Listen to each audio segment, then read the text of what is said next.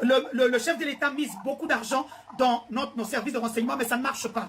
Parce que ce fonds-là, mis au Qatar, je ne sais pas si vous êtes déjà parti à Dubaï, vous voyez que là-bas la sécurité est en prime time. Même au Rwanda, la sécurité ne joue pas avec parce qu'eux aussi ont misé. Donc il a pris le modèle au Rwanda. Mais malheureusement, il a pris le modèle, mais l'argent ne sert pas au service. L'argent sert beaucoup plus à eux les autorités et nous les mercenaires. Et peut-être les honorables correspondants. Les honorables correspondants, ce sont ceux qui ont un grade élevé dans les services de renseignement, mais qui ne sont pas agents des services de renseignement. C'est comme, je citerai bien, Jean-Marie Lukulassi, qui est député, 3 fois déjà député, il est dans les services de renseignement, il est honorable correspondant, vous ne le trouverez pas avec un matricule dans les services de renseignement, il est honorable correspondant. Maintenant, il y a les hirondelles. Les hirondelles, c'est comme les Rachel Kissita, qui a l'UNPC, c'est comme les Karine Kaboutoutou, hein, beaucoup de journalistes... Attendez, parce que il faut que... justement, il y a la préparation comme il y a on va faire le mélange. On a dit Rachel Kissita, il faut faire maintenant. Rachel Kissita, elle a officiellement connu comme journaliste. Aza journaliste, et puis Aza, je pense, trésorière dans UNPC, dans l'Union nationale de la presse congolaise. Et quel est son lien avec le service de renseignement? Elle est hirondelle. Elle a toujours été hirondelle. Hirondelle. Oui. Donc elle est au service de l'État, de renseignement. Donc elle travaille dans le système. Elle travaille dans le système. Elle n'a pas de matricule, mais elle est payée pour faire le travail de l'État. Ils sont nombreux. Les journalistes comme ça, ils sont nombreux. Bon, c'était justement quelqu'un. On va citer. Avant de continuer. Parce que maintenant, il faut te passer la foquée. Comme qui? Il y a aussi Perrault Louara qui est du CNS, Conseil national de sécurité. Il est agent. Lui, il est agent là-bas. Ce sont eux qui ont créé le Conseil national de sécurité. Le Conseil national de sécurité, qui est une entité de la sécurité qui dépend directement du chef de l'État, a été créé par Évariste Bochab, le professeur Évariste Bochab, sa femme Victorine Luessé, qui est cousine propre à Perrault Louara.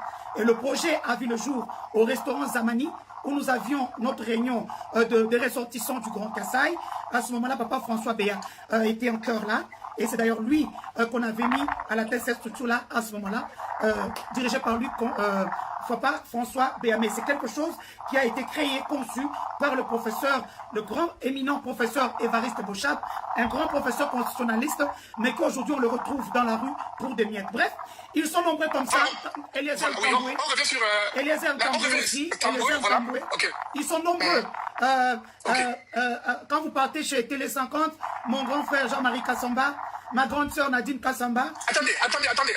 Jean-Marie Kassamba, que je salue, un excellent journaliste. Reçoit l'argent de l'année aussi, et payé par l'année. Il est honorable correspondant. Waouh. Israël Moutombo, je pense. Israël Moutombo fait partie du CNS, mais c'est aussi le protégé de la première dame, comme moi j'étais avant. Merci. On va revenir sur la CNS tout à l'heure. Continuez. Zachary Bababafé. Voilà. Donc voilà, ils sont nombreux comme ça, soit au niveau du CNS, CNC, ANER, DEMIAP. Paulette Kimuntu est de la DEMIAP, elle est de direction civile de la DEMIAP. Elle n'est pas militaire, mais elle est renseignante à la DEMIAP. Attendez, là, je suis un peu perdu, parce que quand je vois maman Paulette, elle est souvent attaquée par les pouvoirs, souvent, très souvent. Je vais d'ailleurs vous dire pourquoi j'ai eu des problèmes avec le général Christian Daïwel. Je vais revenir sur votre question, c'est une parenthèse. Christian Daïwel sort de l'école royale de Paris et de Belgique, il rentre au Congo. À ce moment-là, il est major. Donc, il comprend qu'il doit être avec quelqu'un. Il commence à sortir avec Paulette Kimuntu. Et c'est comme ça, Paulette Kimuntu, qu'il a fait entrer à la DEMIAP, c'est le général Alamba. Le général qui avait déjà un monsieur pour une femme, qui s'est retrouvé à Makala, qui a été condamné à Dja et qui est décédé, je pense, il y a 3-4 ans. C'est le général Alamba qui a fait entrer Paulette Kimuntu à l'ANER, à la DEMIAP. Elle est renseignante militaire. Donc, vous la verrez dans les opposants. Elle prend les renseignements, elle envoie là-bas.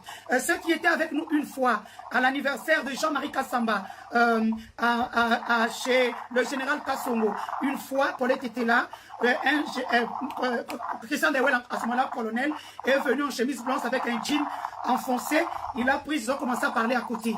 Donc voilà, même une fois encore, on avait une activité avec le Toussaint Mika. On avait une activité là, des gens du pouvoir avec Toussaint Mika qui en était président. Beaucoup de gens connaissent l'association, j'ai déjà oublié, avec les CE Royal. On est parti encore chez le général Kassomobia Olenga, Safari Beach. Et Christian Dewel est venu avec une chemise en rainure. Et d'ailleurs, une des filles d'un grand politicien, les gens la traitent des zinzins. Elle s'était fait arrêter pendant une manifestation du MLC devant la cour de compte à côté de la commune de la Gombe.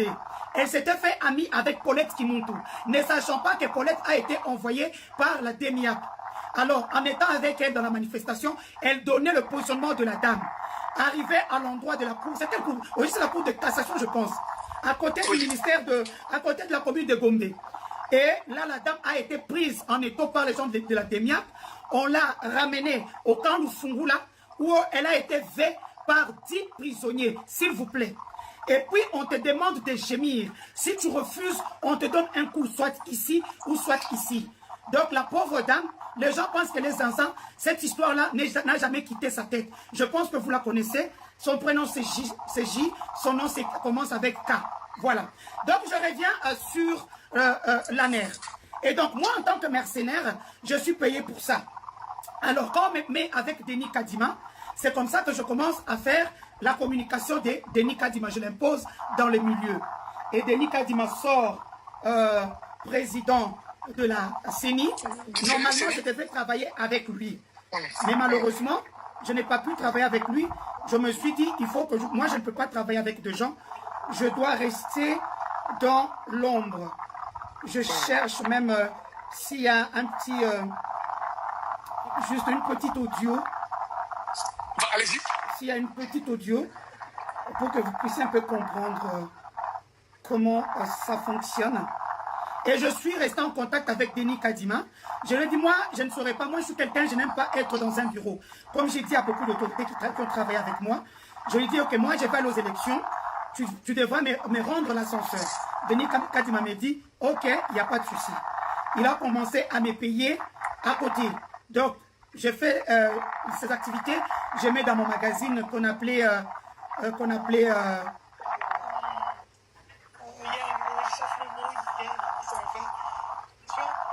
tu vas faire ton cabinet, ne m'oublie pas. Bon, nous en reparlerons. Pas de souci. Non, c'est Lobo qui m'a appelé ce matin. Il me dit, tu m'as papier. Lobo, c'est le meilleur ami du président, qui est aussi dans le service de renseignement, qui a été arrêté. Je ne sais pas si vous vous rappellerez, il avait signé un contrat avec des gens pour le compte de la MIBA de 500 000 $. Il a imité la signature du président. Et il a eu cette argent-là.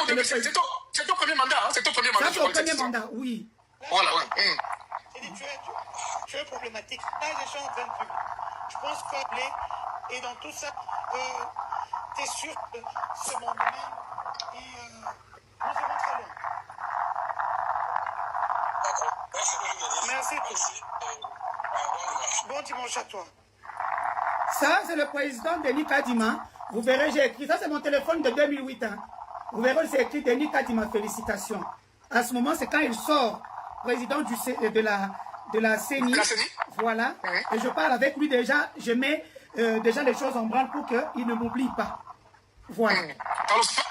Par le service rendu alors, hein? Par le service rendu. Mais entre-temps, à côté, quand il fait des activités, sa chargée de communication m'envoie les données, je mets dans mon magazine, on me paye un petit contrat de 10 000 comme ça. Donc quand je publie, la secrétaire ne sort pas l'argent officiellement. Mais il y a beaucoup de gens qui me voient à la CENI, moi je vais dans le bureau du président, il me donne l'argent, je mets dans mon sac, je pars. Et même pour aller aux élections, il m'a aidé, il m'avait quand même donné un petit 50 000 $ pour me soutenir quand je suis allé aux élections. Voilà. Et j'en parle à la première dame. J'ai fait les stratégies avec elle, elle me dit, ok, tu peux aller aux élections, je vais t'aider. C'est comme ça que je récupère 4 équipes de ma province, parce que je me dis, je ne pourrais pas me faire connaître que par le sport comme Moïse Katumbi. C'est comme ça qu'on m'appelait la Katumbi de Kananga. J'ai pris 4 équipes de football, dont une équipe populaire et des masses. J'ai commencé à prendre en charge ces équipes-là jusqu'aux élections. J'étais devenu star.